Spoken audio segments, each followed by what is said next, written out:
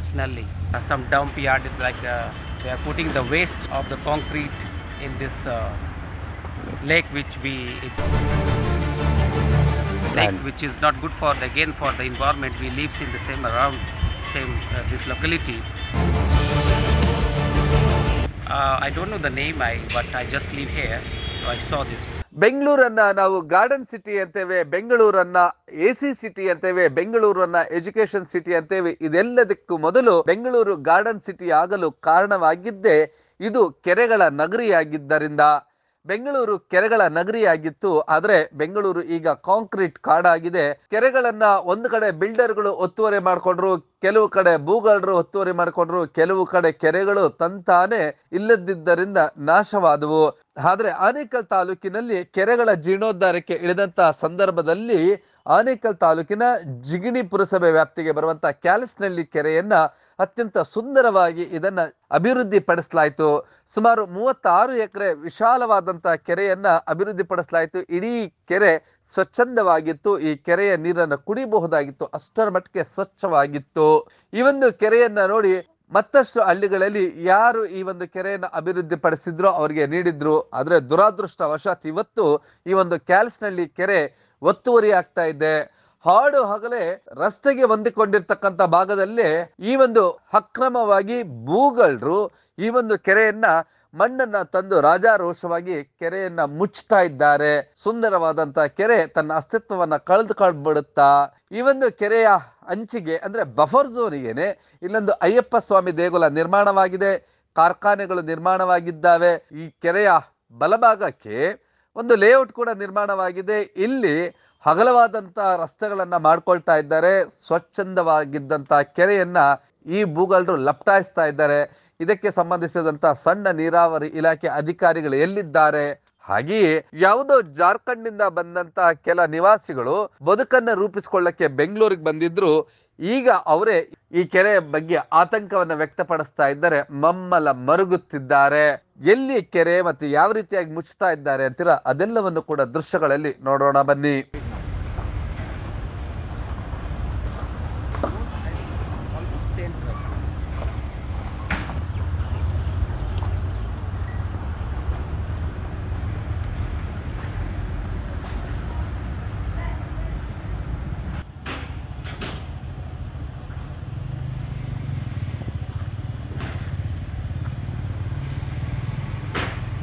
ಹೌದು, ಕ್ಯಾಲಸ್ನಹಳ್ಳಿ ಕೆರೆ ಅತ್ಯಂತ ಸುಂದರವಾಗಿ ಅಭಿವೃದ್ಧಿ ಆಗಿದ್ದಂತಹ ಕೆರೆ. ಆನೇಕಲ್ ತಾಲೂಕಿನಲ್ಲಿ ಇಷ್ಟೊಂದು ಸ್ವಚ್ಛವಾಗಿರ್ತಕ್ಕಂಥ ಕೆರೆ ಸಿಗೋದೇ ಅಪರೂಪ. ಅಷ್ಟರ ಮಟ್ಟಿಗೆ ಸ್ವಚ್ಛವಾಗಿದ್ದಂತ ಕೆರೆಯನ್ನ ಈಗ ರಾಜಾರೋಷವಾಗಿ ಇಲ್ಲಿನ ಭೂಗಳ್ಳರು ಈ ಒಂದು ಕೆರೆಯನ್ನ ಮುಚ್ಚುವ ಮಟ್ಟಕ್ಕೆ ಬಂದಿದ್ದಾರೆ. ಈ ಒಂದು ಕೆರೆಗೆ ನೋಡಿ, ನೀವೇ ಸ್ಪಷ್ಟವಾಗಿ ಇಲ್ಲಿ ಕಾಣ್ತಾ ಇದೆ ಯಾವ ರೀತಿಯಾಗಿ ಮಣ್ಣನ್ನ ಮುಚ್ಚಿದ್ದಾರೆ ಅಂತೇಳಿ. ಈ ಒಂದು ಕೆರೆ ಜಿಗಣಿ ಪುರಸಭೆ ವ್ಯಾಪ್ತಿಗೆ ಬರುತ್ತೆ. ಇಲ್ಲಿನ ಮುಖ್ಯಾಧಿಕಾರಿ ಆಗಿರುವಂತ ರಾಜೇಶ್ ಅವರನ್ನ ಇದರ ಬಗ್ಗೆ ವಿಚಾರಿಸಿದಾಗ, ಹೌದು, ನನ್ನ ಗಮನಕ್ಕೂ ಬಂದಿದೆ ಸರ್, ಈ ಒಂದು ಕೆರೆಯನ್ನ ಯಾರು ಮಣ್ಣು ಮುಚ್ತಾ ಇದ್ದಾರೋ ಅವ್ರಿಗೆ ಹೇಳಿದ್ದೇವೆ ವಾಪಸ್ ಆ ಮಣ್ಣನ್ನ ತೆಗೀರಿ ಅಂತ, ಇಲ್ಲಾಂದ್ರೆ ನಾವೇ JCBಯನ್ನ ಇಟ್ಟು ಈ ಮಣ್ಣನ್ನ ತೆಗಿತೀವಿ ಎನ್ನುವಂತ ಮಾತನ್ನು ಕೂಡ ಹೇಳಿದ್ದಾರೆ. ಇದರ ನಡುವೆ ಈ ಒಂದು ಕೆರೆಗೆ ಮಣ್ಣು ಮುಚ್ಚುತ್ತಾ ಇರೋದ್ರ ಬಗ್ಗೆ ಜಾರ್ಖಂಡ್ ನಿಂದ ಬದುಕು ರೂಪಿಸಿಕೊಳ್ಳಲು ಬಂದಂತಹ ವ್ಯಕ್ತಿಯೋರ್ವ ತನ್ನ ಆತಂಕವನ್ನು ವ್ಯಕ್ತಪಡಿಸಿದ್ದು ಹೀಗೆ.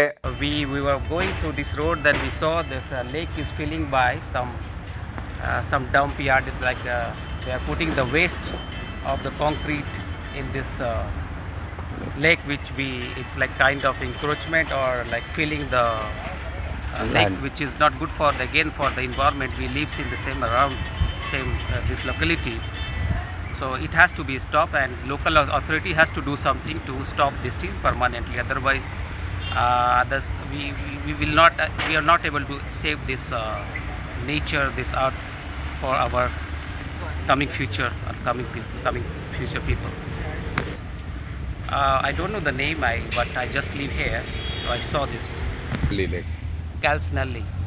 Okay. What I know, this Calcinelli lake, it comes under the Jigni TMC, and the Jigni municipal or whoever the authority of Jigni, they have to do something to prevent this kind of encroachment or dump yard, to stop this dump yard.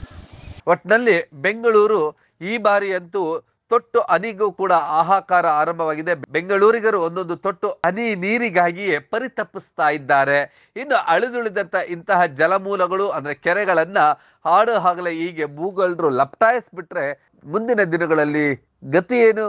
ಮುಂದಿನ ಪೀಳಿಗೆ ಖಂಡಿತವಾಗಲೂ ಕೂಡ ಈ ಪೀಳಿಗೆಯನ್ನ ಕ್ಷಮಿಸೋದಿಲ್ಲ. ಅಷ್ಟರ ಹೊಳಗೆ ನಾವೆಲ್ಲರೂ ಕೂಡ ಎಚ್ಚೆತ್ಕೊಂಡು ಅಳಿದುಳಿದಂಥ ಕೆರೆಗಳನ್ನು ರಕ್ಷಿಸುವಂಥ ಕೆಲಸಕ್ಕೆ ಮುಂದಾಗಬೇಕಿದೆ. ನೀವು ಈ ಕೂಡ ಎಲ್ಲ ನಮ್ಮ ಚಾನಲ್ಗೆ ಸಬ್ಸ್ಕ್ರೈಬ್ ಆಗಿಲ್ಲ ಅಂದರೆ ಸಬ್ಸ್ಕ್ರೈಬ್ ಬಟನನ್ನು ಕ್ಲಿಕ್ ಮಾಡಿ, ಪಕ್ಕದಲ್ಲಿರೋ ಬೆಲ್ ಐಕನನ್ನು ಕ್ಲಿಕ್ ಮಾಡಿ. ನಾವು ಅಪ್ಲೋಡ್ ಮಾಡುವಂತಹ ವೀಡಿಯೋಸ್ ನಿಮಗೆ ನೋಟಿಫಿಕೇಶನ್ ಬರುತ್ತೆ.